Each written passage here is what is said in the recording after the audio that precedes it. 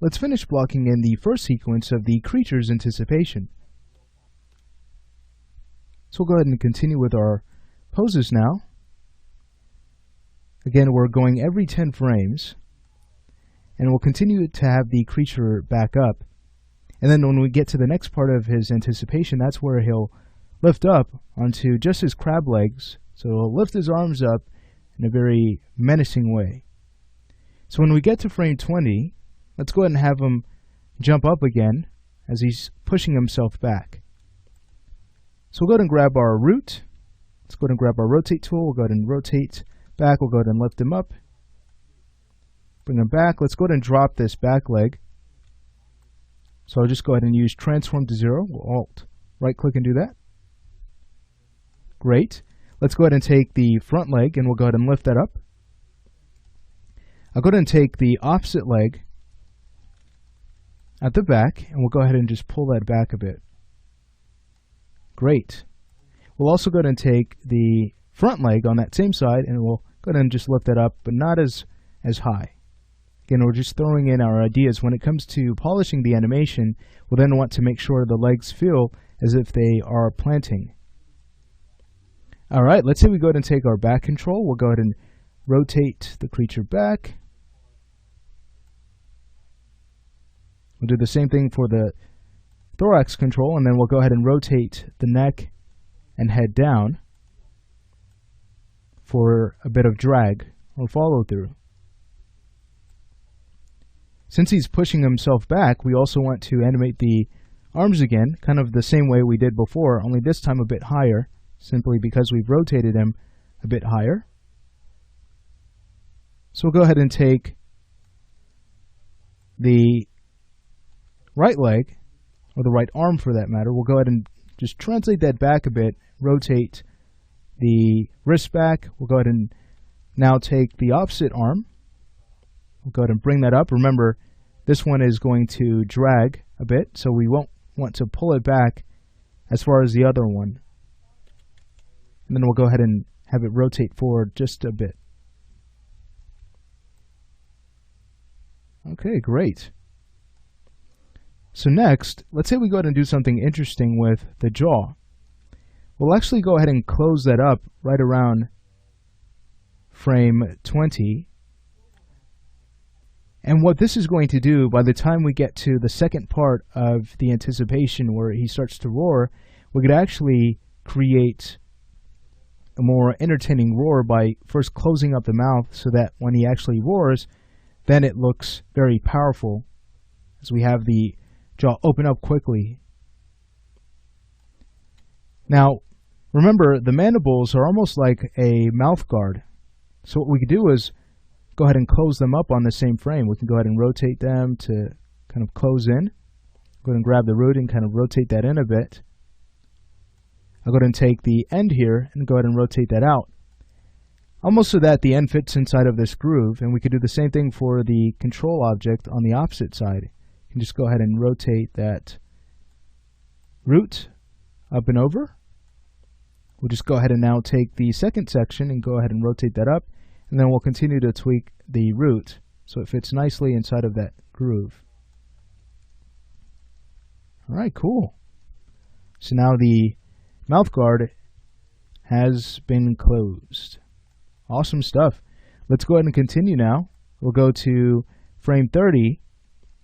And this is where he's basically going to fall down again into a down position. And he's just about ready to go into his roar. So we're just about there. Let's go ahead and grab our root. We'll go ahead and start rotating that down. We'll also translate it down. Great. We'll now go ahead and take the arms. We'll alt right click and use transform to 0 to plant them back again. Now, let's say we go ahead and take his front right leg and drop that as well, transform to 0. I'd like to take the front left leg and again drop that with the transform to 0. Maybe slide that forward just a bit. And then we can go ahead and actually lift up the rear leg on the creature's left side. Great. So from here, we can basically go ahead and take this back leg,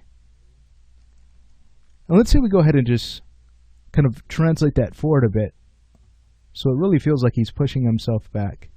We'll also go ahead and take the target object for that knee and translate that back some.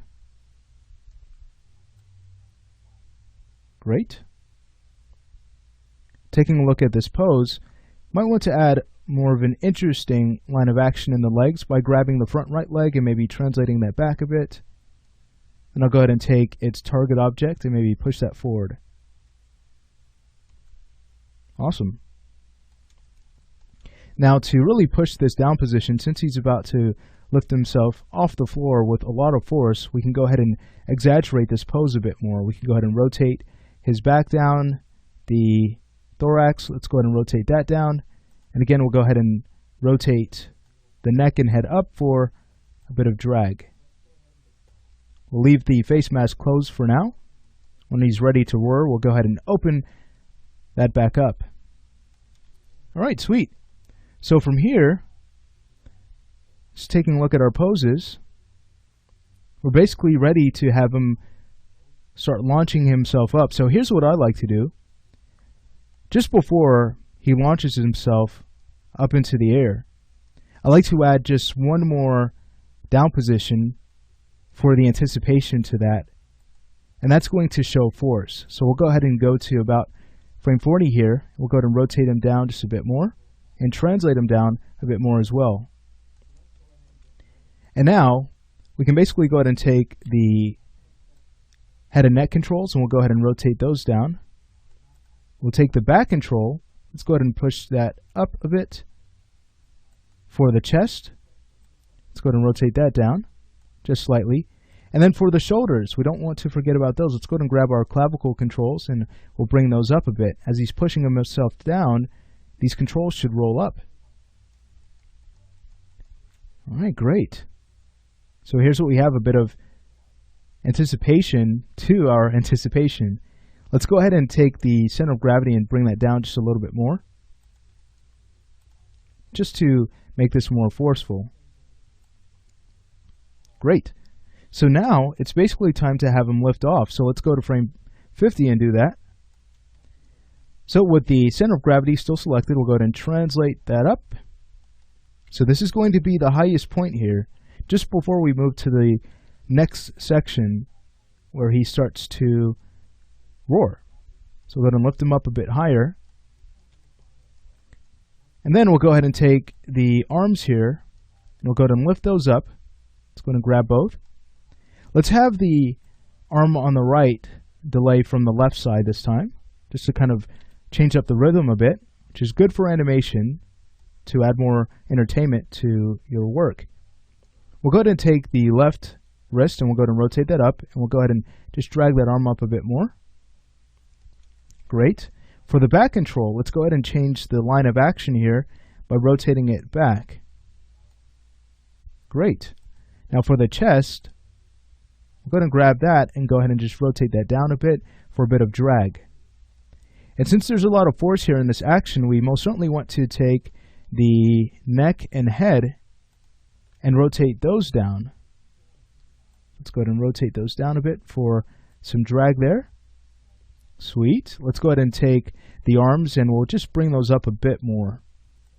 There was a bit of pulling. We want to avoid IK locking, so we'll just make sure we avoid that by just pulling those up a bit. Let's go ahead and now take that back leg. He needs to support himself. So we're going to take the back leg that we've lifted up on his left half, and we'll use transform to 0 to bring that back. And I might also go ahead and just translate that back as well to keep him balanced. Now, let's go ahead and do the same thing for the other leg here at the back on the right side. We'll just go ahead and translate that back, but a little bit more than the other one, just so that we can avoid twinning. We have the same type of pose on both sides. I want to prevent that as much as possible because it's really unnatural. Now here's something interesting we can do. If we wanted to, we could actually take, let's say, this front leg here, and we could have that lift up so that when he actually gets to his high point, we could have that kind of smash down. So I'll go ahead and lift that up on frame 50. So here's what we end up with.